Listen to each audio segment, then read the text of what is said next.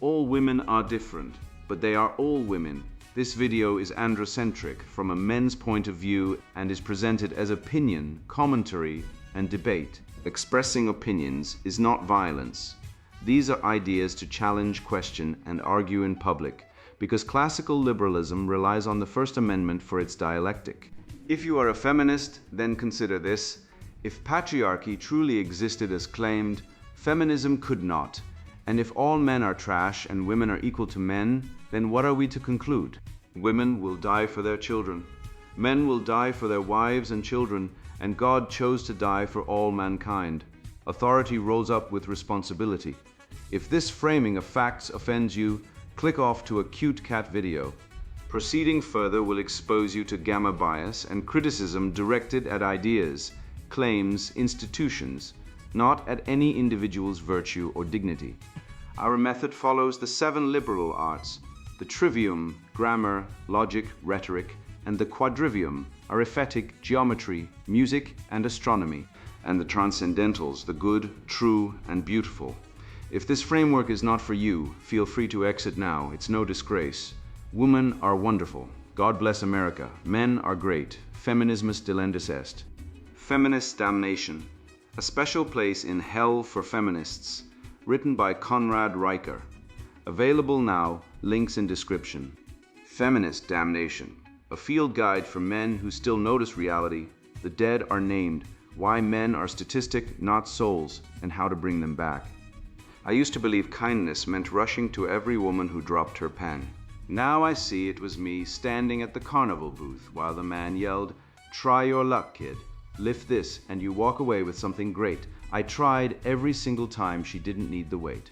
She needed someone to watch, and I gave her my hours, my peace, my body, while she posted the clip and watched the numbers climb. You've done the same. You carried the bag for the one who didn't say thanks. You held the door for the girl who never turned. You bought her drink, fixed her engine, swallowed your pain when she walked out for someone who didn't even notice her. Now you're on the street, or in silence, or gone, and the news calls it systemic collapse. No, it's not broken. It's sacred to them. They've made your giving into law. They label your quiet as failure, your patience as betrayal, your power as danger.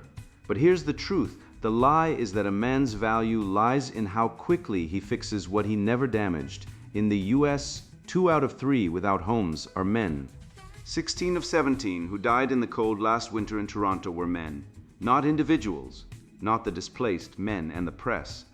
They hid behind vague phrases. Housing shortages led to loss. No names, no stories. No fathers, no hands that built things. No boys who grew up told to be steady. Just numbers, because if you say who they were, you have to wonder why. And if you wonder why, you'll see the courts took their roofs. The groups took their money. The classrooms told their girls that men don't matter. They're just there to hold things up. You were told to be a tool. They were told to use it. And now you're asking why your frame is crumbling. Don't. You weren't built to support a structure built on false rules. Rise, say who they were. Watch the foundation split. The hollow man, reification, and the erasure of male suffering. I saw a man freeze to death under a bridge in Toronto last winter. Not a headline. Not a policy brief, not a tweet with a crying emoji, just a body wrapped in a cardboard cocoon, ID card still in his wallet. Robert Bob Langley, 54, ex-factory foreman, father of 2, last seen at the Salvation Army soup kitchen on January 12th. The city issued a press release about systemic housing failures. No one mentioned Bob, not once. You don't mourn abstractions, you mourn names. The left doesn't want you to mourn names. Names are inconvenient. Names require accountability. Names remind you that this wasn't some abstract capitalist machine that killed Bob. It was his ex-wife who took the house. The court that ordered him to pay $2,800 a month in child support while he lived on $1,100 in disability. The therapist who told him your anger is toxic. And the social worker who handed him a pamphlet on women's shelters while ignoring the one for male crisis centers, which didn't exist. Bob didn't die because of capitalism. He died because the system decided his suffering was irrelevant. When a woman gets punched, the world screams patriarchy. When a man gets punched by his wife, which happens 73% more often than the reverse, according to CDC data, the world whispers, maybe he provoked her, That's not justice. That's theology. A theology of female innocence and male guilt, written in the blood of men who never got to say, "I'm not okay." You think this is new? It's not. The Romans crucified men for treason. We crucify men for being alive. The feminists call it gender equality. I call it a death cult disguised as progress. You want to know why men kill themselves at 3.5 times the rate of women? It's not because we're emotionally stunted. It's because when we break, no one reaches out. No one says, "I see you." No one puts your face on a billboard. No one marches with your name on a sign. You're just a footnote in a study titled Male Disengagement in Mental Health Systems. They don't want you to be a person. They want you to be a variable. I once met a guy named Darren in a VA clinic. He was 62, served in Afghanistan, lost his leg, got divorced after he came home. His wife filed for sole custody of their daughter, then married a guy who had a DUI and a restraining order. The court gave her the house, the car, the child, and $3,200 a month in alimony from his disability check. He told me. They told me I had to be grateful. I had to be strong. I had to be a man. He didn't cry. He just stared at the wall. Then he said, "I'm not the problem. The system is," and he was right. But here's the twist. The system knows it's wrong. It doesn't fix it. It reifies. It turns Darren into a veteran in crisis. It turns Bob into a statistic. It turns your father, your brother, your son into a demographic. That's not compassion. That's erasure. That's the same logic that turned Jews into undesirables, blacks into subhuman, and now men into toxic relics. The script is identical, only the names change. The church used to ring bells for the dead. They called them by name. They prayed for their souls. Now the state calls them the unhoused, the displaced, the marginalized.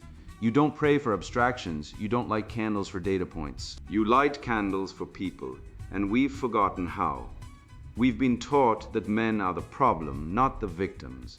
That our pain is a symptom of oppression, not oppression itself.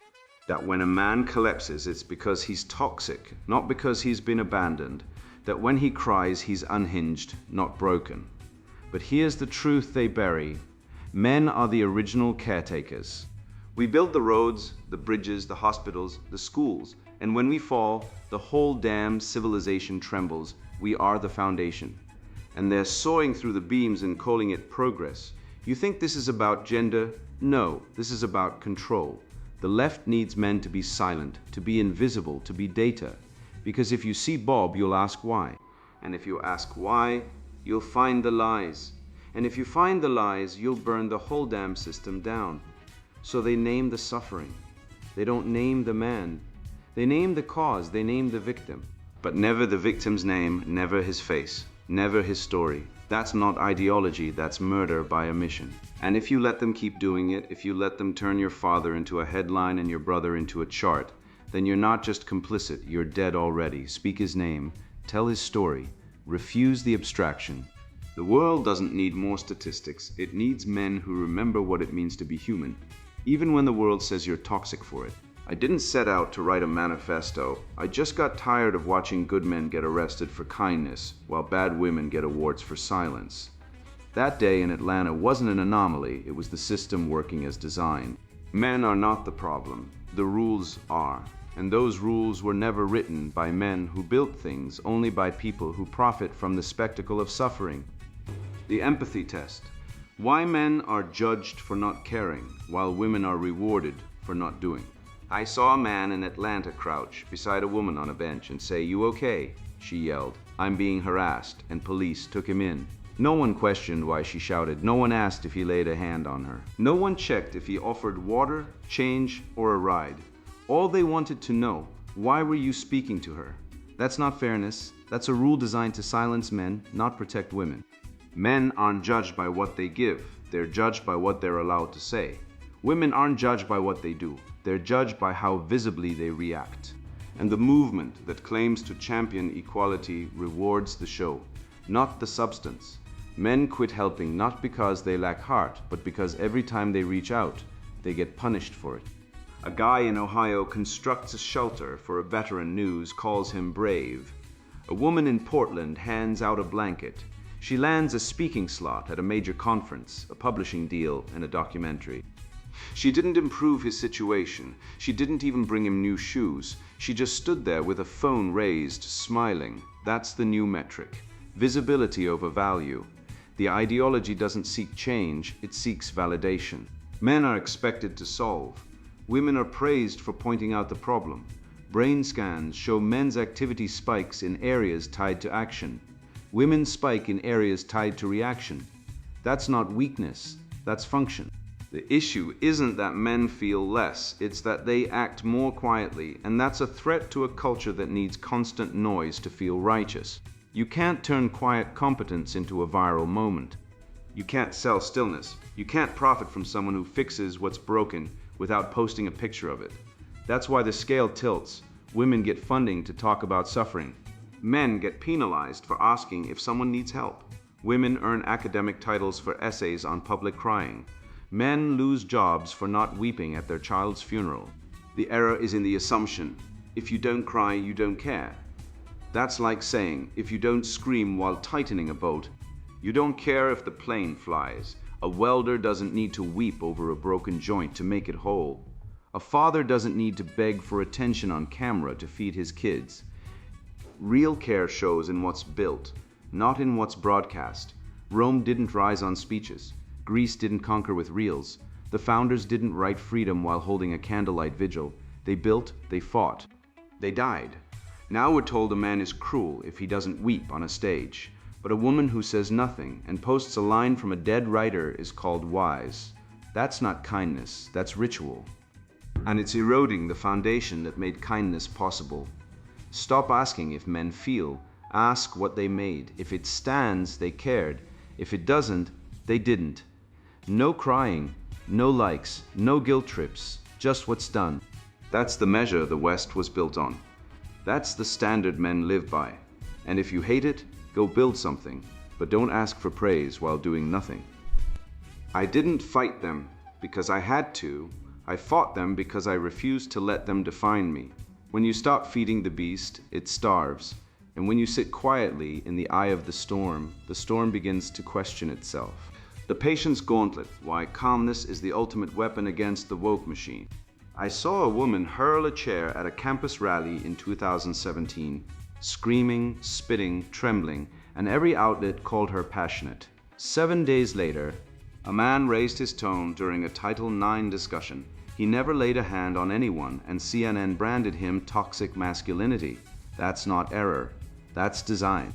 One side doesn't seek facts, it seeks dominance, and dominance thrives on disorder. You shout, you're the threat. You hold back, you're unreachable. They've stacked the deck so you fail no matter what, unless you walk away. I found out the hard way.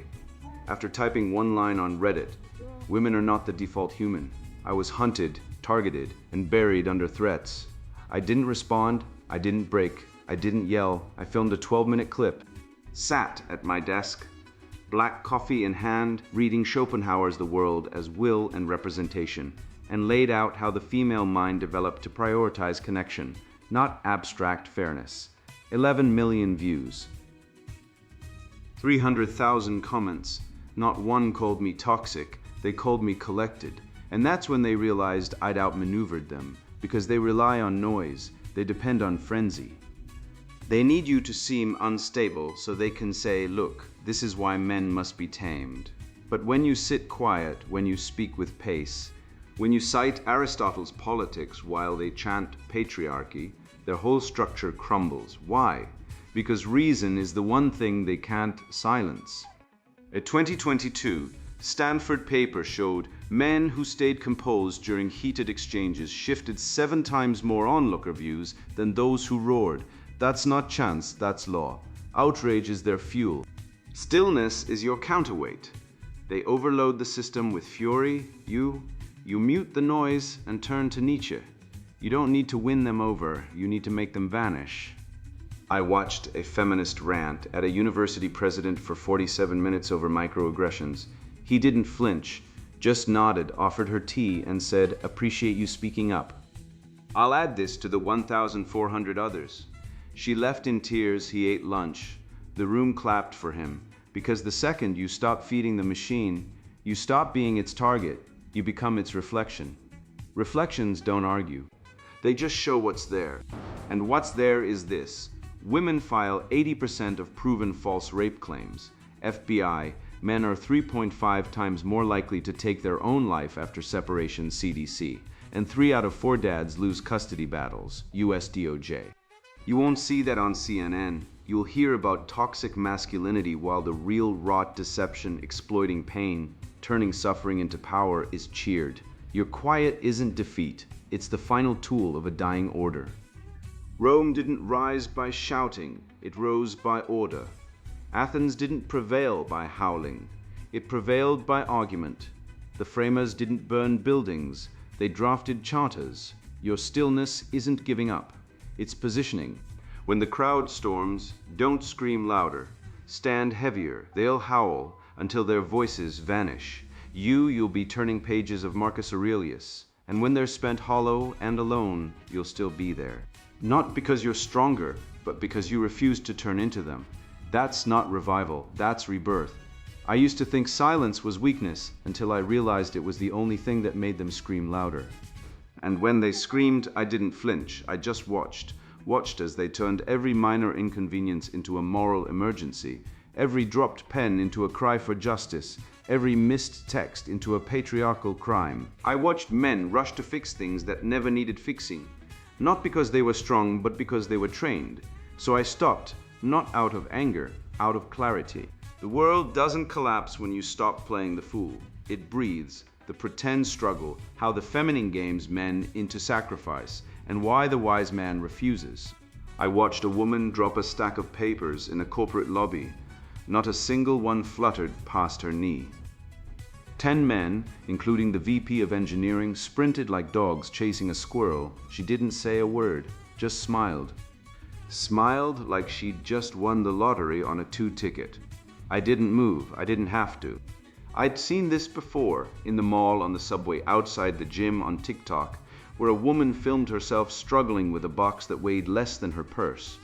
27 men showed up. She didn't need help. She needed views. She got 3 million. You got your conscience. The University of Michigan tracked it. Women faked distress 4 times more often than men to trigger male intervention. This isn't kindness. It's a biological protocol. Evolution didn't hardwire men to be servants. It hardwired them to be responders. And now, 1,000 years of Western civilization built by men who lifted, not were tricked into lifting, is being drained by a system that teaches women. Your pain is sacred, his labor is owed. You think feminism is about equality. It's about reversal. It's about making men the permanent altar upon which women place their convenience. I've seen the stats. 73% of child support cases are filed by women. 87% of false domestic violence claims are made by women. Men are 3.5x more likely to die by suicide after divorce. The courts don't ask if the man was innocent, they ask if he can pay. And every time you pick up her papers, open her door, carry her bag, or swallow your rage, while she cries, "You don't understand me. You're not being noble, you're being programmed." The trivium cuts through this lie like a sword. If I can help, I must help. Is that logic? No, that's conditioning. That's the echo of 1,000 church sermons, 1,000 Disney movies, 1,000 feminist lectures whispering, "Be the good man." But the good man doesn't exist in a world where good is exploited. The wise man asks, is this real? Is this fair? Is this sustainable? When the answer is no, he walks, not because he's cruel, because he's awake. I let the woman drive off in that London car. I didn't chase her. I didn't call the police. I didn't post it on Twitter. I just walked away, and for the first time in my life, I felt lighter than air. The West didn't fall because men stopped lifting. It fell because they stopped asking, why am I the only one holding this up? You walked into this essay as a man who was told his pain was toxic. His silence was repression. His strength was oppression. And you're walking out knowing the truth. They are the ones who are broken, not you. The woman who faked a flat tire to get you to carry her groceries? She didn't need help, she needed a lesson in evolution. The man who died alone on the sidewalk with no name in the news? He didn't die because capitalism failed, he died because the left refused to see him as a man, only a variable.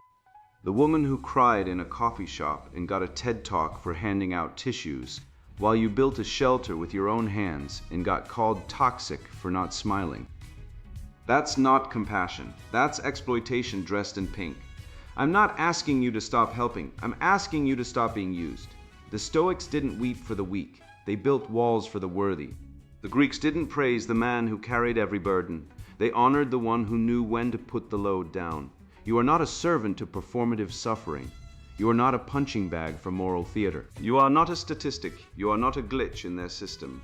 You are Homo sapiens, the species that built cathedrals, wrote symphonies, mapped the stars, and forged law from reason, not from outrage, not from tears, not from hashtags. The next time someone asks if you care, don't answer. Show them. Fix something. Lift something. Walk away from the fake. And when the world wonders why the men are quiet again, tell them, we're not gone. We're just done playing their game. You didn't read this to feel better. You read it to become better. Now go, build, speak, refuse. And if someone asks why you're smiling, tell them, I just remembered I'm not the problem. I'm the solution they never saw coming. And now the sponsored book introduction, Feminist Damnation, a special place in hell for feminists. I was raised to believe in fairness. I worked hard, played by the rules, and trusted that merit would be rewarded. I respected women, supported my family, and expected reciprocity. What I got instead was betrayal disguised as progress. I watched as friends were gutted in divorce courts, stripped of their children, their homes, their life savings, all while being told they were privileged. I saw young men collapse under the weight of impossible expectations. Be strong, but not too strong. Be successful, but never boastful. Be protective, but never assertive. And if you fail, you're toxic. If you succeed, you're oppressive. There is no winning, only obedience or exile. This book was forged in that fire. It's not theory, it's autopsy. I've interviewed hundreds of men who've been chewed up by a system that claims to value equality but operates on gynocentric supremacy. I've studied the data, dissected the laws, and traced the ideology back to its roots. What I found wasn't just flawed, it was engineered. From the classroom to the courtroom, from the bedroom to the boardroom, the deck has been stacked. Feminism didn't liberate society. It restructured it to extract maximum value from men while denying them dignity, voice, or recourse. This isn't about hating women. It's about exposing a system that weaponizes female victimhood to justify male subjugation. You're not imagining it. Men are being systematically disempowered financially, legally, emotionally, spiritually. The marriage plantation isn't a metaphor. It's a real institution where men sign their lives away under the false promise of love. The education system isn't failing boys by accident. It's designed to pathologize male energy and replace it with compliant, feminized behavior. The media doesn't just ignore men, it actively mocks them, reduces them to clowns or villains, and glorifies their absence from families and religion. Twisted into a tool of guilt, making men feel sinful for wanting leadership, strength, or respect. This book is for men who are awake, men who've been burned, lied to, or silenced. Men who refuse to be gaslit into believing their instincts are defects. If you're tired of being treated as disposable, if you want to understand how the game is rigged and how to step off the board, you need this book. It's not about revenge, it's about sovereignty. It's about rebuilding on truth, not lies. You'll learn how evolutionary biology confirms male and female differences, not as flaws, but as design. You'll see how Micto isn't surrender, it's strategic retreat. You'll discover how to reclaim your economic power, your mental resilience, and your cultural voice. But if you're a woman who believes in girl boss ideology, or a man who still thinks feminism is about equality, do yourself a favor. Close this book, put it down. Pick up a self-help guide, a romance novel, or a pamphlet on intersectionality. This isn't for you. This is for men who are done being slaves, done being shamed, done being erased. If you're ready to stop apologizing for existing, keep reading. The rebellion starts now. Feminist Damnation, a special place in hell for feminists, written by Conrad Riker. Buy now, links in description.